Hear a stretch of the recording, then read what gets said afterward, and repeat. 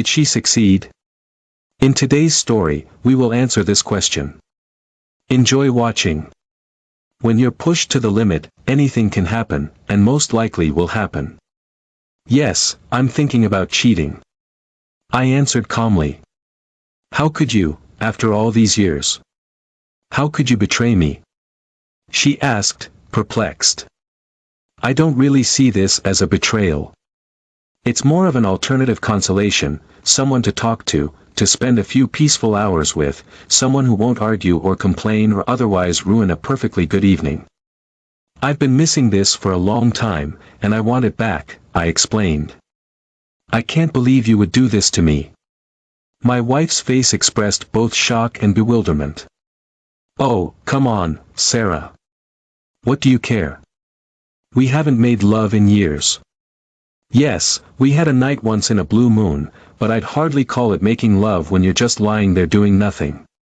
I decided to find someone who would actually enjoy me, I explained. My wife began to stutter, blush, and shake her head. She apparently had difficulty accepting that I was looking for someone who might be more suitable for me.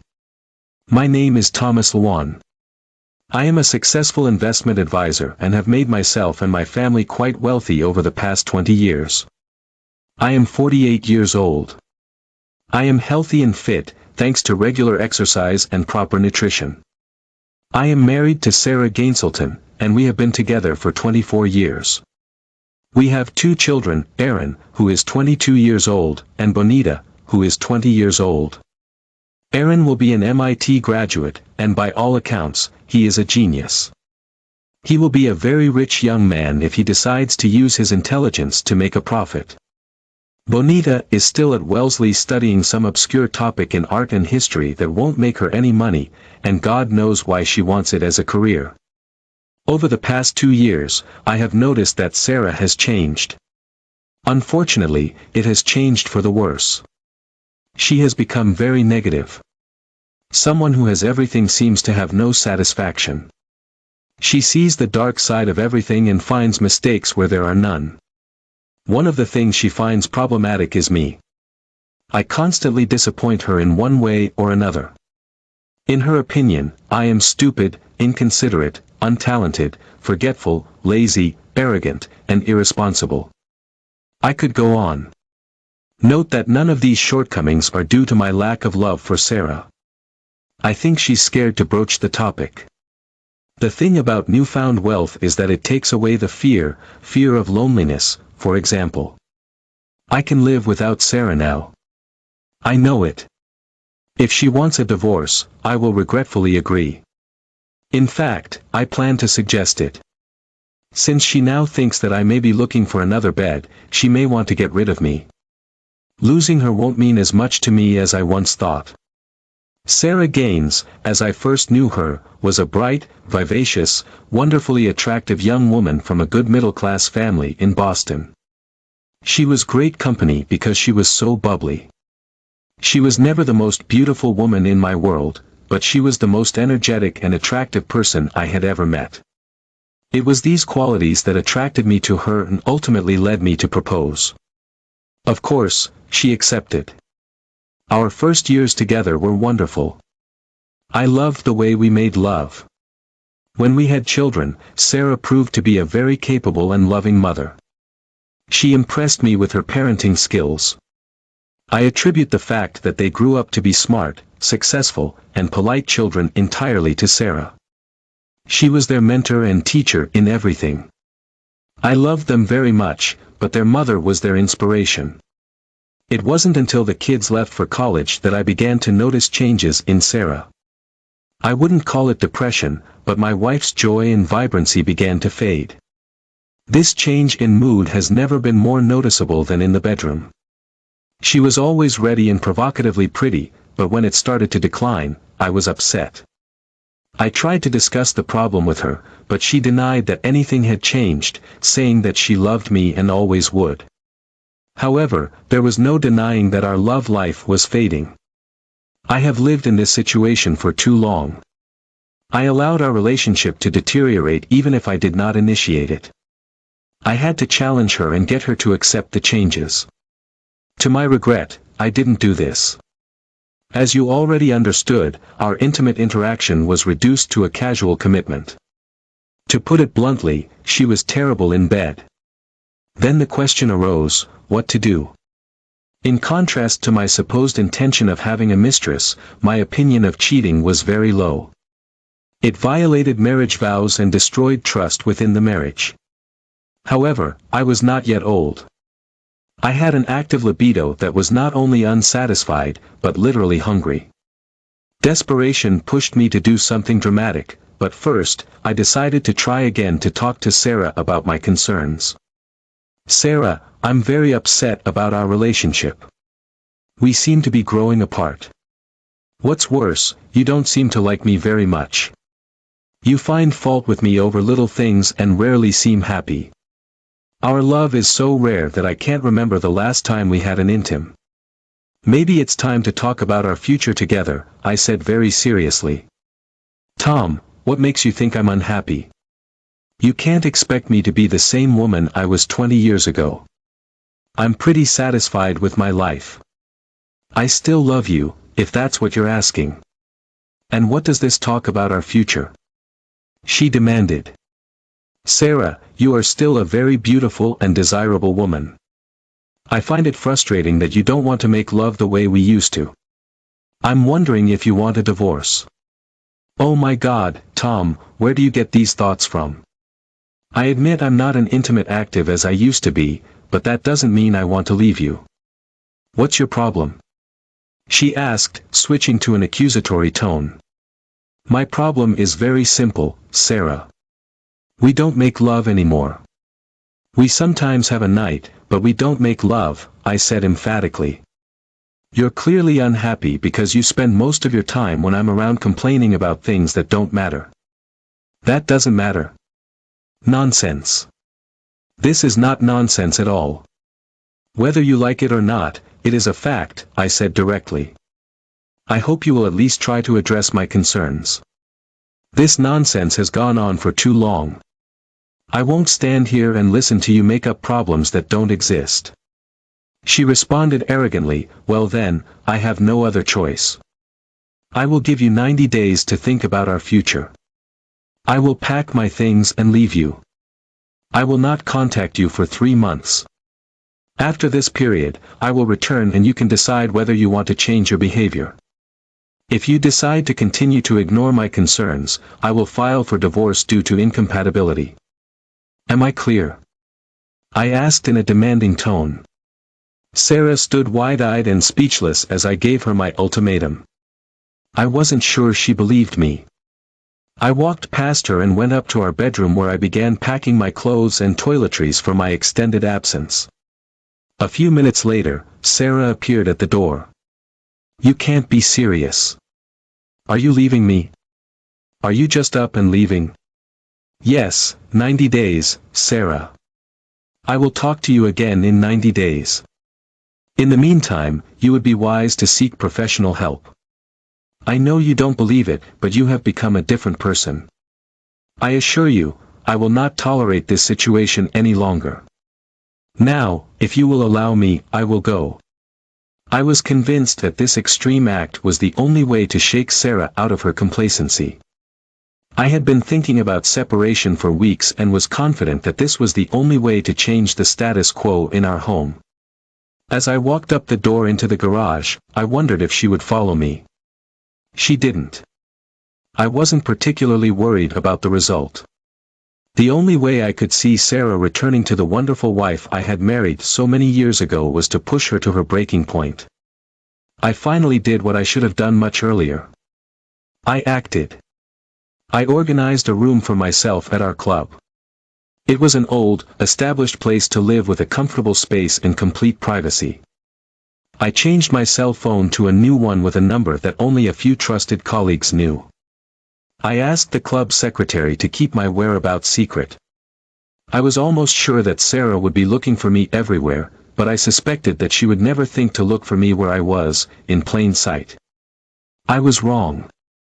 Mr. Iltan, your wife left you a message, said Parsons, the club's concierge.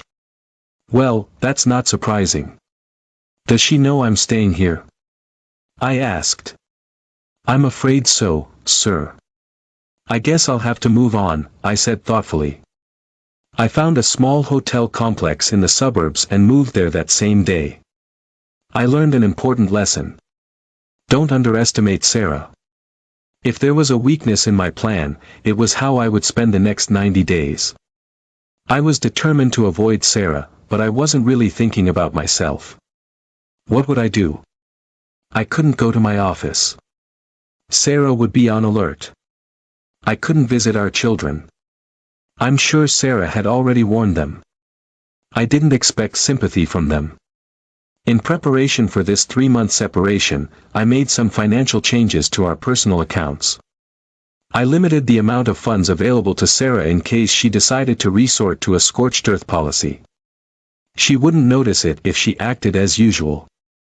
However, if she decided to be reckless with our finances, she would find that there were limits.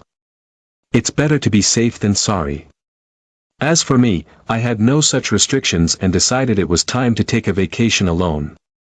My threat of betrayal was just that, a threat. I couldn't imagine betraying my wife before we resolved our marital problems. Then I wondered how I should spend my self-proclaimed exile. I was able to stay connected to the office thanks to modern technology and satellite communications. No matter where in the world I found myself, I was just a heartbeat away from my virtual desktop. This meant that I was free to travel anywhere. I enjoy playing golf and decided to treat myself to a new set of clubs I had been eyeing for a while. I returned to my club, carefully checking to ensure that Sarah was not following me. The pro shop was open late in the evening. I took out my old clubs, except for my favorite putter and sand wedge, and placed a dozen new shafts in my bag. I zipped the cover around them and was ready to go. Since it was the end of April, I decided to start my travels in Algarve, Portugal. The weather was mild and the courses were almost empty. As spring and summer progressed, I planned to move north, ending in Scotland before returning home. A visit to my travel agent the next day would have been in order, but I suspected that Sarah might be following me. I handled all bookings online and via email and naturally requested confidentiality. 2 days later, I boarded a local flight to New York, then flew TAP business class to Lisbon and on to Faro. I rented a car for a month and began the first 30 days of my recovery. I drove into Albufeira and checked into the Baía Mar resort. It was a beautiful location overlooking the Atlantic. The white, modern building was located outside the old town, near the highway, which suited my needs perfectly. No offense intended, I'm not a freak. I am almost 6 feet tall and my weight has been stable over the years at 180 pounds. As I mentioned earlier, fitness and diet keep me in great physical shape. I have all my teeth and most of my hair, although it is turning gray. When I look in the mirror, I think I look quite presentable, so it's no surprise that I attracted the attention of quite a few single women during my stay. That is, they claimed they were single. I'll be the first to admit that I was seriously tempted on more than one occasion. However, I remained determined and committed to my marriage and turned down various offers. My golf game improved as I played at least 5 times a week. By the end of the month, I had lowered my handicap to 9 and developed a deep tan. I preferred to walk the courses and used little or no golf carts, as they often slowed play to a crawl. Luckily, the courses weren't crowded and I could usually play in 2s or 3s with other walkers. Our rounds rarely took more than 3 hours. This left me plenty of time to spend by the pool, admiring all the attractive women. I would swim and then sit on a lounge chair under an umbrella with a book or magazine. With a 5-hour time difference, I could contact the office during the day and stay up to date. During my first week of downtime, Renee, my executive assistant, reported that Sarah had called several times demanding to know where I was. Renee could only tell her that I was abroad and unavailable. In fact, she knew approximately where I was but not exactly. I needed to protect her trustworthiness. Around the beginning of the second week, Sarah stopped calling. Once the first third of my 90 days came to an end, I was satisfied with how things were going. I enjoyed my stay in the Algarve, but it was time to move on. I found a British travel agent in the old town and we started looking for a place for my next 30 days stay. After much searching, we found a great guest house in Aix-en-Provence, France. It was close to the Côte d'Azur and only a 2-hour leisurely drive to Monte Carlo. I returned the rental car and boarded a flight to Marseilles. I rented a car again and drove to Aix-en-Provence, which was about 30 kilometers away. I checked into the hotel, delighted by its charming appearance. The accommodations were simple but elegant and I was sure I would like it here. There was no pool, but there was a lovely garden with a variety of places to sit, read or relax with a glass of wonderful local red wine. The weather was warmer than I expected and I needed lighter clothing. The shopping in town was great.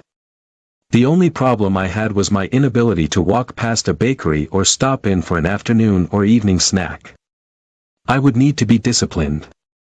The food was wonderful and I couldn't wait to try something new every night. Although the golf courses were not as well maintained as in Portugal, I was pleased that there were several nearby that I could play. The weather remained warm in early June and I wore shorts more often. I set aside time to travel around Provence and later to Saint-Maxime, Saint-Tropez, and finally Monte Carlo. I was more of a tourist, enjoying my travels in the warm late spring, great food and spectacular sights. It was an amazing month and I was sad to leave. During this time, I began to become a little interested in Sarah. I wondered whether she took my criticism seriously or simply dismissed it. Was she so angry that I left that she would happily divorce me? I wasn't worried, but I was curious. Of course, I told Renee about our family problems. I couldn't leave her in the dark. She knew what this trip was about. Renee was in her 50s and although she appeared to be a stern woman, she was an outstanding executive assistant. I paid her well to make sure she was happy. Despite her appearance, she was a warm woman, a widow with 3 grown sons and a grandmother several times. I could rely on her discretion and thoroughness. When Renee contacted me, it was clear that she had not been able to find out anything truly interesting. At that time, Sarah was still living in our house and continuing her normal routine. I kept an eye on the bank accounts and credit cards and aside from a few extra restaurant bills, she seemed to be acting normally. Interestingly, judging by the size of the bills, she was eating alone. As my stay in France came to an end, I began planning the last month of my trip. I planned to go to Scotland, the home of golf. I tried very hard to work with several local travel agents, but due to the language barrier and their lack of understanding of what a golf holiday entailed, it was not possible. I emailed my home agent outlining what I was looking for and informing him when I wanted to return to America. At the beginning of July, I flew from Marseilles to Edinburgh via London. My month in Scotland consisted of 4 one-week stays in Dundee, Aberdeen, Prestwick and finally returning to Edinburgh. I played at St Andrews in Royal Aberdeen as well as many other equally legendary courses. I learned to play in the elements and trusted my caddy. I played the best golf of my life, yet I never broke 80 and rarely shot under 85. By the end of July, I was ready to return home.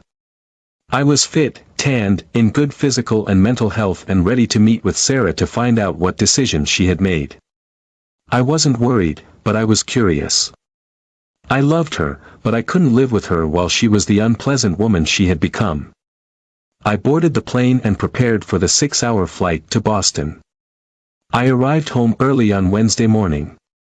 I had decided to check into a hotel for one night in case the reunion with Sarah went wrong.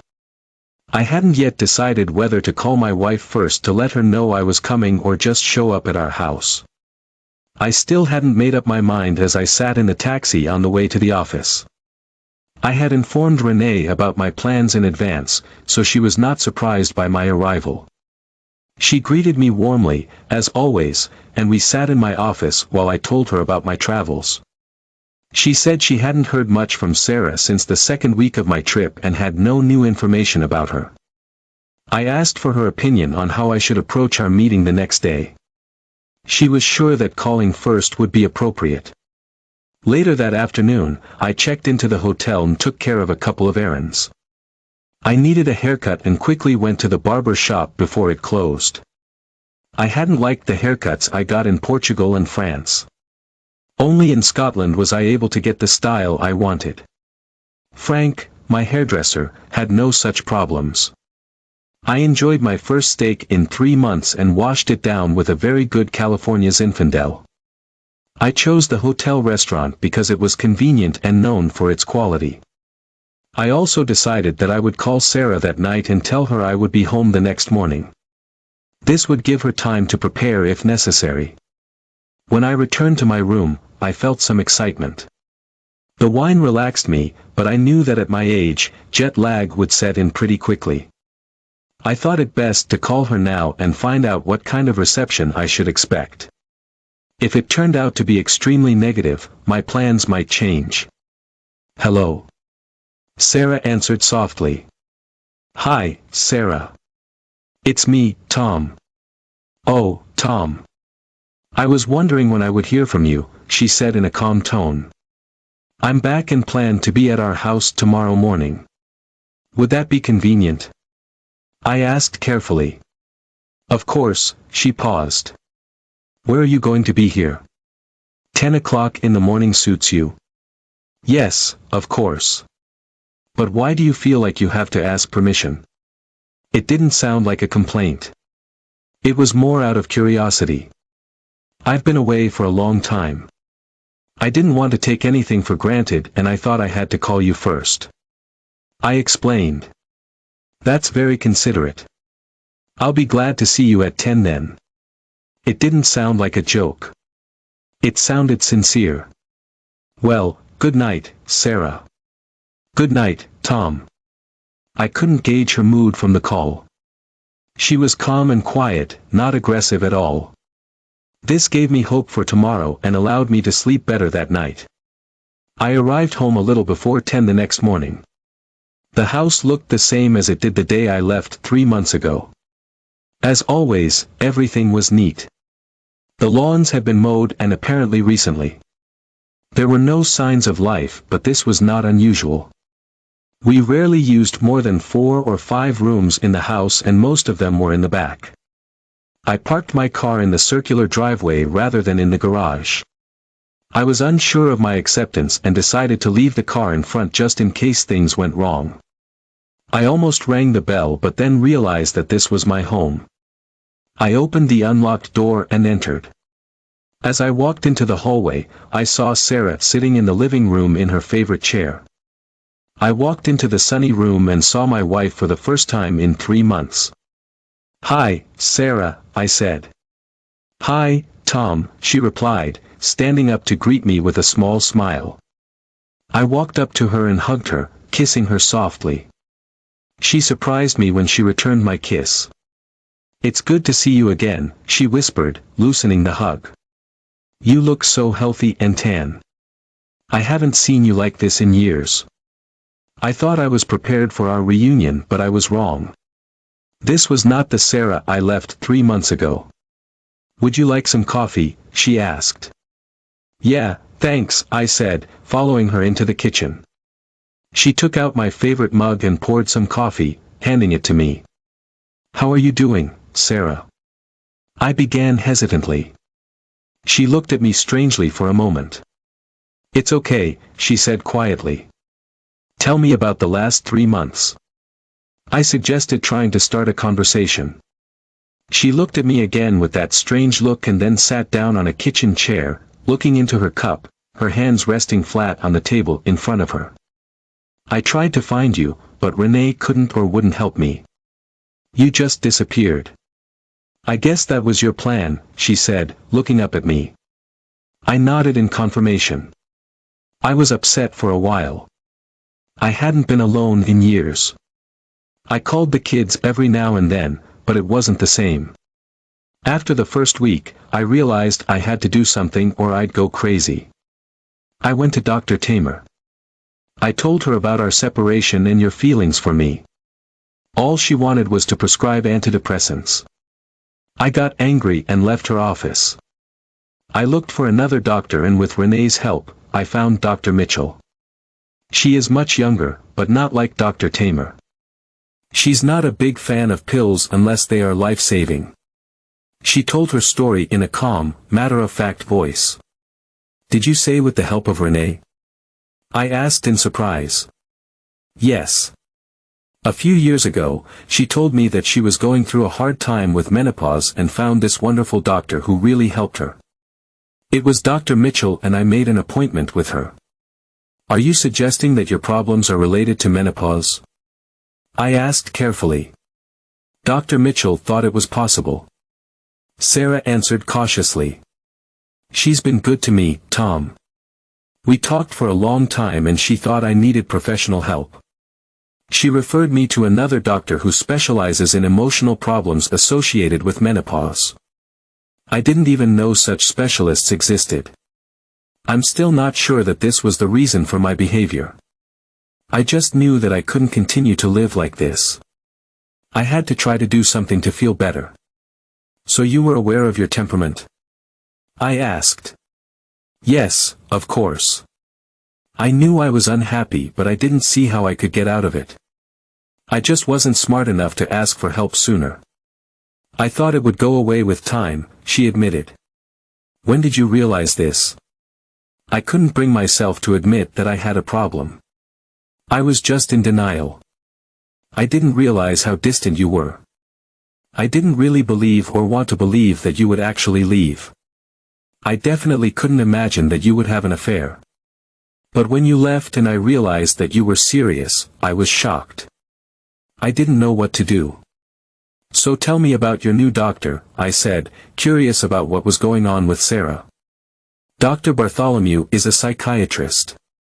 Strangely, he's a man who deals with women's problems, mainly menopause, but sometimes others. He seems to be in his 70s, but he was very helpful. I really feel that he made a difference, she said with hope in her voice. Great, great. Tell me more, I asked, beginning to feel enthusiastic about this turn of events. I don't even know where to start. I'm still seeing him and will be for a while, I guess. I don't have all the answers, but at least now I understand a little more about what was going on. By the way, if you agree, he would like to talk to you too, Sarah said carefully. Okay, whatever I can do to help, I will do, I replied firmly. That was when I saw the first hint of a smile on Sarah's face. I could almost feel her relaxing. We were both very tense, almost afraid to dig too deep. Tell me about yourself, Tom. What have you done in the last 3 months to get such a wonderful tan? She smiled. Played golf, hiked, swam, walked, just the usual stuff, I said simply. Renee said you were abroad. Where did you go? Portugal, then southern France and Scotland. I really needed to get away, Sarah. I didn't know how necessary it was until I got there and started relaxing and enjoying myself. Looks like I needed therapy too, I said regretfully. You look great. You're so handsome and fit. You look younger than when you left. She smiled. I had no reason to think that you weren't sincere. I just thought the same thing about you. I don't remember the last time I saw you with a tan like that. What were you doing? Swimming in our pool. Walking around the neighborhood. Playing sports. That was part of what Dr. Mitchell and Dr. Bartholomew insisted on. Both said my fitness wasn't as good as it should be, even though I wasn't overweight. They were right. I feel much better now. She smiled. I'm really glad, Sarah. You really made an effort, didn't you? Sarah looked at me with a smile, but then I saw a shadow pass across her face. Something was bothering her. Tom, will you stay here? I mean. She asked with a worried grimace. I sighed and leaned back in my chair. How to answer this question? I'm encouraged by the steps she's taken, but will it actually change her behavior? I had a decision to make. And I needed to give Sarah an answer. Sarah, you've clearly realized that this can't go on. If I've achieved anything, it's bringing this to the forefront. I was hoping for a simple solution, either yes, I'll be the same Sarah, or no, I'm not going to change. But nothing is that simple, is it? I stopped for a moment, looking at my wife, now understanding what I needed to do. Yes, Sarah, I will stay. I will help you in any way I can and support you as long as you continue to get help. All we can do is try. If you keep trying, I will try too, I promised. She stood up, walked over to me, put her arms around my neck, and kissed me lightly. She was almost afraid to get too close to me. This made me wonder what other changes might have occurred. Finally, she stepped back and I saw an expression on her face that I took to be uncertainty. Tom, I have to ask you, have you had an affair with another woman? She barely squeezed out the question. I smiled. No, Sarah, I didn't. You know how I feel about cheating. I couldn't do it to you any more than you could do it to me. My threat was a desperate attempt to get you to acknowledge my disappointments and unhappiness. I'm sorry if I didn't make it clear earlier. I probably shouldn't have said what I said in the first place. I assure you I have always been faithful to you and always will be. I spoke quietly but hopefully convincingly enough that she would not doubt my fidelity. She smiled and then returned to her chair. My answer seemed to satisfy her. There's one more thing, dear, said Sarah. Dr. Bartholomew suggested that we sleep apart while we're on a more stable basis. He said it would be a mistake to resume marital relations too quickly. I was stunned by this revelation. I had hoped to rekindle our long-forgotten intimate relationship as part of our reconciliation, but now that seemed impossible. I'm sorry, Sarah, but if this is what he's suggesting then I guess I'll have to accept it, I said with a half-joking smile. Thank you, Tom. Thanks for your understanding, she said, smiling. Well, it wasn't a perfect solution but it was better than nothing. At least there was some hope of restoring our relationship.